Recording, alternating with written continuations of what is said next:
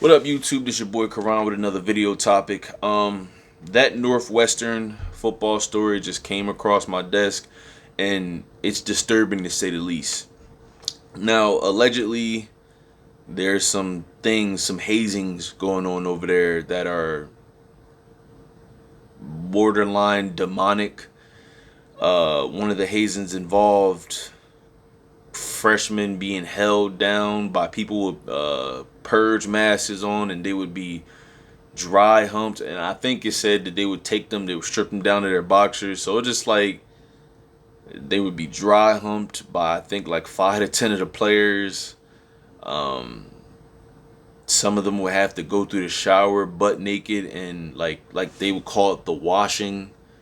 You would basically have to get rubbed down by by some of the players as you was going through the shower, and they saying that the coach had knowledge of all this nonsense. They was calling out racism, saying that a lot of the black players and the Hispanic players and players that weren't white had to cut their hair and be subjected to, clowning, whatever ethnic background they came from, while also praising the white players. And you know and the hazing isn't just the football department, it's more so the cheerleaders, the baseball. I think one of the baseball guys, he just got fired. The football coach got fired, and he's trying to sue Northwestern. There's a couple of cheerleaders that say that they were subjected to groping and some sexual assault. Only one of the football players, former players, put his name and his face on this accusation. The others left themselves anonymous. And me personally, if this were to happen to me, I'm not saying I'd have came out and told y'all, but it's no way in hell I'd have been quiet about it. I'll tell you that. And maybe I'd have put my name on it, maybe not. But after that, I would have never went back to that school. That's just me. Y'all can ruin me. Y'all can say I'm never going to play college football again. That's cool. The fabric of this university will never be what it was again too. And a lot of these coaches, they have power trips because they see how much power like Nick Saban has at Alabama, Kirby Smart has at Georgia, and so on and so forth. I think Brian Kelly at Notre Dame when he had his little run, even dating back to a lot of the older coaches. Um, yeah, coaching in the NFL and coaching at college is two different monsters. Like coaching in the NFL, is you're in the big leagues, but coaching at college, a lot of these players kind of look up to you and as a father figure in somewhat of a sense.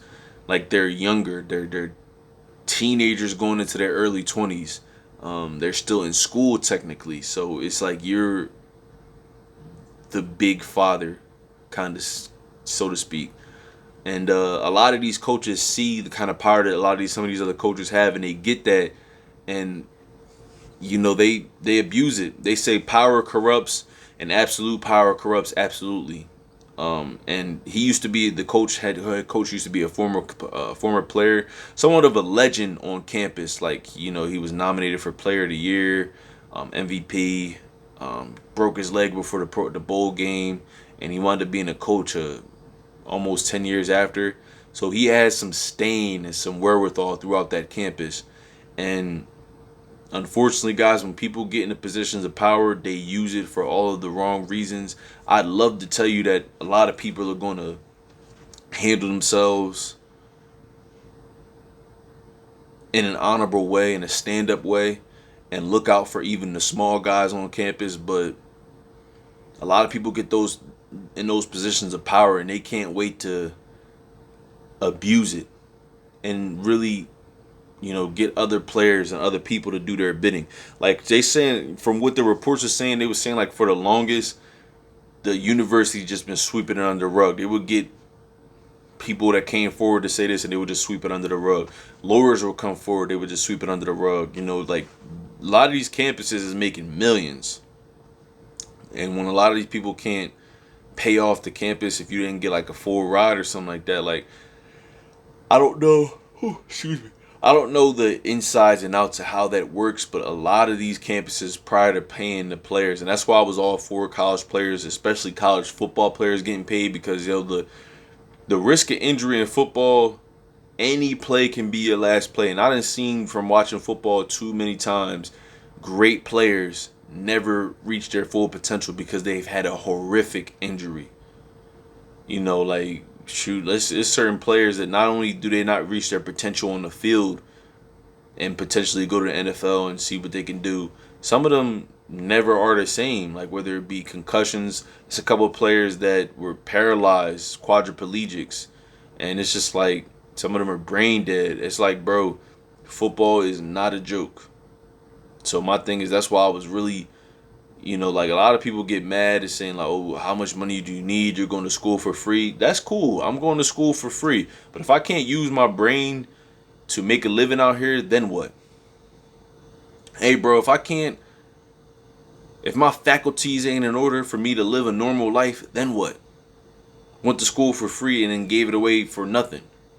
Gave my body away for nothing. As much as, they love the game of football, you got to understand, like, people can be dead like that. We seen what happened with Damar Hamlin. Like, yo, these are large human beings running into each other to get the ball carrier down to the ground or to get to the ball carrier or the quarterback. Everybody's trying to make a name for themselves, and it's a very savage-like, barbaric culture that is the sport of football. And it takes a crazy person to reach different levels of that, man. Like, you got to have a little bit, like Rodney Harrison said, you got to have a little bit of screws loose mixed upstairs for you to want to get to that next level. I'm not saying that there are people walking around doing some heinous things, but, yo, a lot of these former players, they'll tell you, like, listen, they're not the same. Yo, I'm not saying that they can't fix concussions. I'm saying that unless you got a 100% absorbent helmet on, it's almost impossible to stop that brain damage. It's virtually impossible to stop it. Yo, unless you got 100% absorbent turf, which is going to make it hard for them to run on, it's almost impossible for them to get tackled or get swung to the ground, hit their head, and then not have some type of trauma from it. Unless you got 100% absorbent equipment on, it is almost impossible for someone to run into you, hit you in the shoulder, or whatever the case may be, the chest, the back, the hips, the knees, and not feel some type of something like maybe something in your body is off right now. So I'm not saying that they should stop trying to renovate the sport to limit the risk of injury. But if you ain't gonna make it two-hand touch or flag football, don't hold your breath. Like I used to always disagree when people said, "Listen, I think Vlad said it, and I seen Akash Singh, comedian from Flagrant 2, Andrew Schultz's Flagrant 2. I mean Flagrant. He said I don't think football is gonna be around in 100 years because of all these players after their careers. Eventually, a lot of them are going to start suing the NFL, and they're going to sue them out of business until the owners just think like, yo, look, this ain't even worth it no more. I'm out. Now, granted, with the advent of AI, you may be able to within the next 50 years have robots doing that job, but then you're going to have a lot of people out of jobs. So I don't know if that's true, so to speak. We'll see 20 years from now how far advanced AI is. Maybe these players might be able to find a way to use their conscience the way we play video games, maybe able to control their likeliness on the field. I don't know. I'm just throwing stuff out there. But you see how Antonio Brown started to self-destruct after that Vontaze Burfict hit. Like, it was just one thing after another, after another, after another. Y'all see a lot of players retiring early. Chris Borland, Barry Sanders, Calvin Johnson, Patrick Willis, like Luke Kuechly. Hey, bruh, listen. As much as I would have loved for a lot of those players, and I wasn't old enough to watch Barry Sanders in his prime, like the way I watch football every Sunday. But a lot of these players was ballers. And it's not up to me to tell them as a fan that, like, damn, you had more in you. You don't know. Hey, bro, you don't know if they was able to sleep at night. If I got the lights on right now, you don't know if they was looking at lights and they was getting crazy headaches, or if they had to be helped out of the bed or whatever, like you don't know. And I guess what I'm trying to say about this story is like I think that coach not only did he get a power trip allegedly, hey man, he was a linebacker, bro. Linebackers every single play outside of running backs and linemen, they running into people, bro. They gotta move people out the way. Large human beings, head first. So something is loose up there, maybe more than others, and he allegedly thought this was the good thing to do. And a lot of those players in that locker room, hey, you tie their future with a man that can help them possibly get into the league. Now, Northwestern isn't a football factory the way that Alabama, Georgia, Clemson, and some of these other programs are. But you know, there's some people that's in the league that went to Northwestern. It still is D1, still get TV time. So you know, when all else fails and you can't go to some of these other programs, and sure, maybe some of them go, but you just realize like I'm probably not going to start. They'll go there, and man, like a lot of times, people are willing to do things just so they don't end up on the other side of that. I'm sure a lot of those players didn't want to do that, but hey, if I say no, who's to say that I won't wake up with all of them in my room holding me down, doing something even worse to me? Who's to say that if I say no, shoot, they might not give me a car wash. They might record me and having them doing something to me and then using it as blackmail. Hey bro, it is a cold world out here. Every single industry has a dark side to it. Every single one. And if this man is found guilty of all this stuff, bro, man, throw him away. Lock him up and throw him away. That's what you need to start doing. It's just like, hey, bro, look, these are kids that their parents are entrusting with you, and this is what you do for a hazing. Look, I'm all for hazing, like carrying the veteran shoulder pads and being assigned to a certain veteran. Is like, yo, rookie, I'm ready to get up off this field. My shoulder pads is all the way on the other side of the football field, on the practice field. Go get those for me. And you're like, oh, god damn, whatever, man. Hey, rookie, yo, the bills, you got to foot the bill, rookie. Yo, rookie, I'm thinking about getting a tattoo. Yo, you want to go get tattoos? Yeah. Oh, yeah, well, it's on you. And then after they get done getting tatted, all right, yeah, it's on this, he's paying. You know what I'm saying? Like, I'm all for those kind of hazings. It could be annoying, but yeah. But though these Jones where people just shaving your eyebrows off while you sleep and doing these weird sexual acts, yo, I don't get it. And even like taking advantage of a lot of these cheerleaders, it's like, yo, like there's a difference between hazing and just being a creep, man. And I think allegedly, I don't want to say I think that coach may have been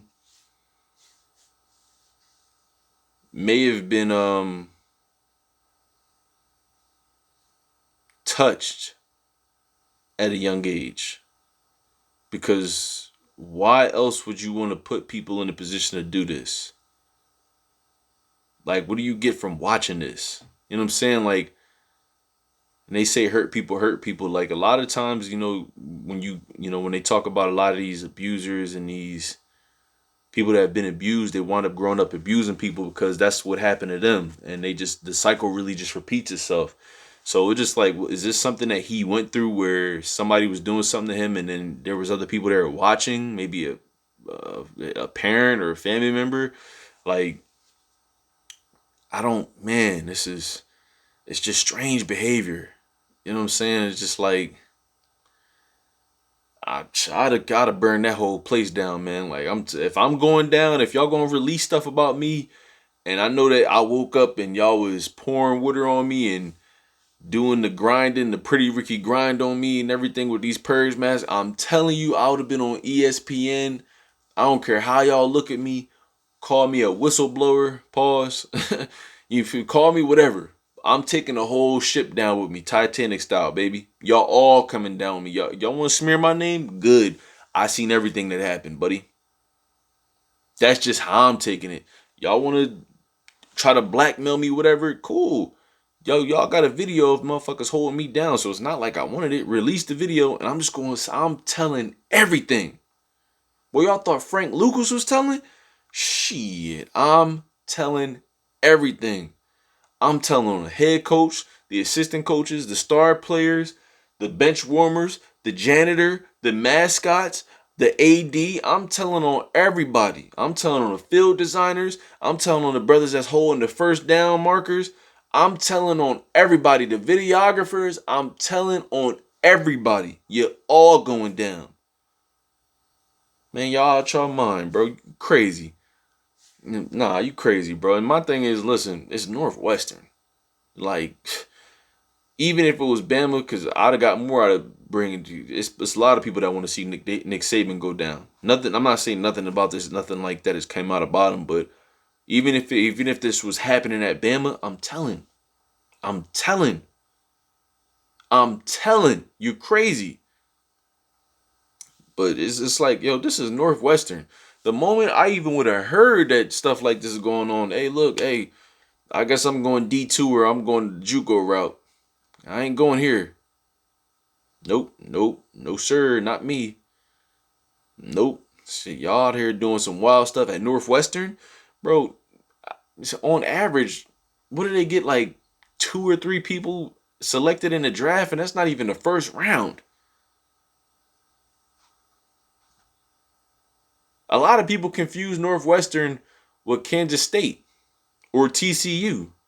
My bad, TCU, because the jerseys is a little bit similar. The colorways is a little bit similar. Man, I wish I would.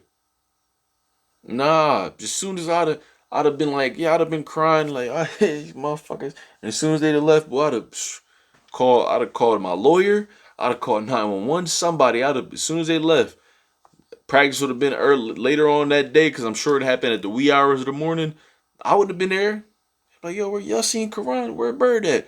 I'd have been on the on the side of the highway hitchhiking, or I'd have been on the first Lyft Uber back to the hometown, and I'm dropping this video. I'm telling. If my lawyer say don't say nothing, yo, you're fired. Get out of here. Nah, these motherfuckers violated, bro. They gotta pay. Y'all think I'm about to live with this, and then I'm going to be the only one living with this? Nah, no sir. I'm telling. I'm telling. I'm telling. I'm telling. And I say all this to say, like what I was talking about, football being such a violent sport, bro. You see a lot of these athletes, whether it's boxing, MMA, or football or hockey, retire from the sport and just self-destruct faster than we've ever seen, bro. And a lot of it is violence. Like, y'all remember Kellen Winslow. Y'all know I'm a Bucks fan. He gave us some good years, and he was out there taking it from older women. Darren Sharper, the one lineman from Seattle, was out there beating the crap out of his girlfriend. Like, man, I used to be that type of person to think that I'm gonna force my nephews or my kids to play football. I don't want you to play football. I want you to play sports so you're not just doing nothing all day. I don't want you to play sports because I want you to make the league and rah rah rah. Like, it's just so many other ways to be successful, man. So many other ways to be successful. If you want to play sports, I want you to play it because that's something you want to do. I also want you to play so you have things to do like extracurricular activities. But if you don't want to play football, you don't have to. Shoot, I want you to learn how to defend yourself. So you are probably gonna box, or maybe like jujitsu, Brazilian jiu-jitsu and boxing. But hey, man, do soccer. Not saying soccer don't got its itch they got to deal with. All sports do, but that high contact combat sports, level after level after level, bro, they don't never show y'all the people that don't make it and how messed up they get. I'm in Williamstown, Sicklerville, Blackwood, Linda Waters, a lot of local legends still around the way talking about, remember when I used to do this? Still playing their highlights. Still showing their highlights on their Facebook and Instagram and trophies when you go to their crib and all that. That's cool, bro, but hey, man, you've been out here with us for the last 10 plus years. Can't keep living off that.